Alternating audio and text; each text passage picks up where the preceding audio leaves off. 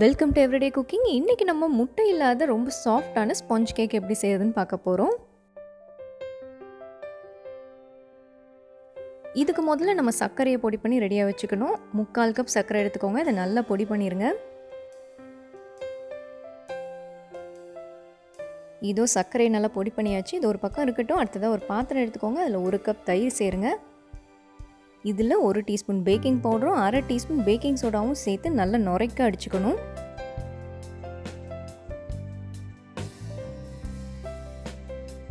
இந்த மாதிரி நல்லா நுரையாக வரணும், அது வரைக்கும் அடிச்சுக்கணும். அதுக்கப்புறம் பொடி பண்ண சர்க்கரையை சேர்த்து கலந்து விட்டுறலாம்.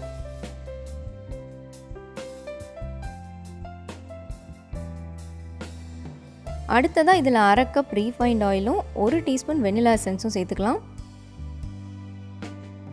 இதையும் நல்லா கலந்து விட்டுருங்க. இது ஒரு பக்கம் இருக்கட்டும். அடுத்ததான் மாவுக்கு வரலாம். 1 கப் மைதா தேவைப்படும். இதை ஒரு தடவை இந்த மாதிரி சளிச்சு எடுத்துக்கணும். சளிச்செடுத்த மாவு கொஞ்சம் கொஞ்சமாக வெட் இன்க்ரீடியன்ஸோடு சேர்த்து கலந்து விடுங்க.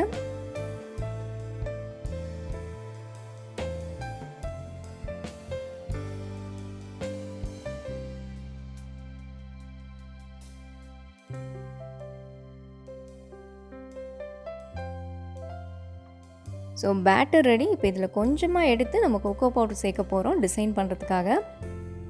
ஒரு 1/4 கப் இல்லைன்னா அதுக்கு கொஞ்சம் அதிகமாக நீங்கள் எடுத்துக்கலாம். இதில் ஒரு 2 பெரிய ஸ்பூன் கொக்கோ பவுடர் சேர்த்து நல்லா கலந்து விட்டுருங்க.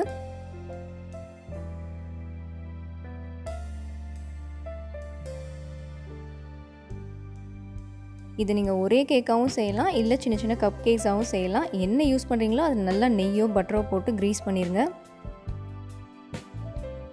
ஒவ்வொரு கப்லேயும் 3/4 பங்கு நம்ம பேட்டர் ஃபில் பண்ண போகிறோம். பேக் ஆனதும் கேக் மேலே எழும்புறதுக்கு கொஞ்சமாக இடம் வேணும். அதுக்காக கொஞ்சம் இடம் விட்டுறலாம். இப்போ இது இந்த மாதிரி தட்டிட்டிங்கன்னா ஈவன் ஆகிடும்.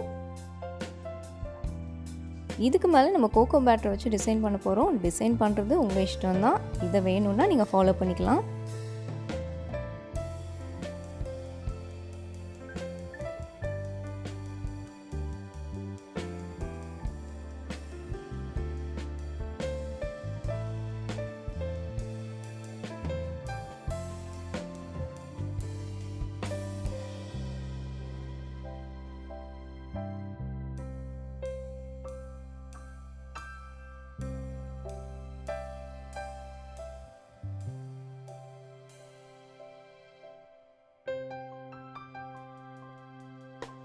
இதோ எல்லா கப்ஸையும் சூப்பராக டிசைன் பண்ணியாச்சு. இப்போ இதை பேக் பண்ண போகிறோம். நான் இங்கே அவன் யூஸ் பண்ண போகிறதில்ல. இன்றைக்கி புதுசாக நம்ம சோலார ஏர் ஃப்ரையர் யூஸ் பண்ணி இதை பேக் பண்ண போகிறோம்.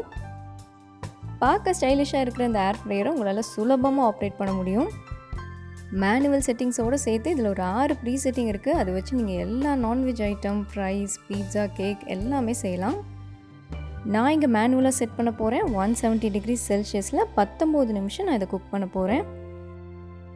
டைம் முடிஞ்சோன்னா அதுவே ஆஃப் ஆகிடும். ஒரு லாங் பீப் சவுண்ட் கேட்கும். அதை கேட்டு நீங்கள் வெளியே எடுத்துடலாம்.